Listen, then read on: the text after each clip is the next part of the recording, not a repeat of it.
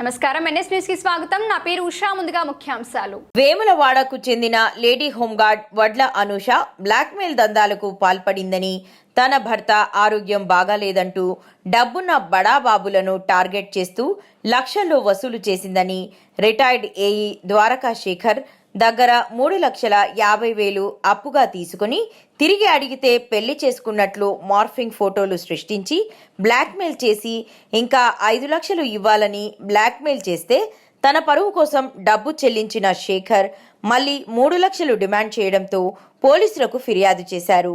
Morphing ఫోటోలతో భయభ్రాంతులకు గురి చేస్తున్నట్లు విచారణలో వెల్లడైంది.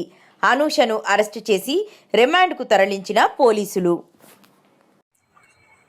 నిన్న ద్వారకా అనూష అలియాస్ వనిత అనే హోంగార్డ్గా పనిచేసినటువంటి ఆమె మీద నిన్న కేసు నమోదు చేసి జైలుకు పంపడం జరిగింది.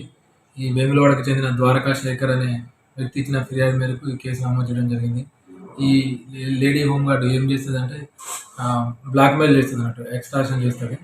వాళ్ళ పాత ఫ్యామిలీ ఫొటోస్ని మార్కింగ్ చేసి అవి వేరే రకంగా పెట్టి ఆ ఫొటోస్ అన్నీ వైరల్ చేస్తా, నువ్వు నాకు 5 లక్షలు ఇవ్వకపోతే నేను ఈ ఫొటోస్ అన్ని వైరల్ చేసి నీ పరువుకు భంగం కలిగించే విధంగా అట్లా చర్యలు చేపట్టడం, అవన్నీ మా దృష్టికి వచ్చి అతను ఫిర్యాదు చేయడంతో ఆమె మీద నిన్న కేసు చేసి రిమాండ్కి పంపించడం జరిగింది.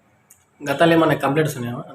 గతంలో కూడా ఈమె మీద ఒక వేములవాడకు చెందిన ఒక వ్యక్తి దగ్గర ఇదే విధంగా ఒక 40 lakhs దాకా పైసలు తీసుకొని అవి ఇవ్వకుండా అతన్ని కూడా బెదిరించిన సందర్భంలో అది గతంలో కూడా కేసు నమోదైంది. అప్పుడు కూడా ఈమెని జైలుకు పంపించడం జరిగింది.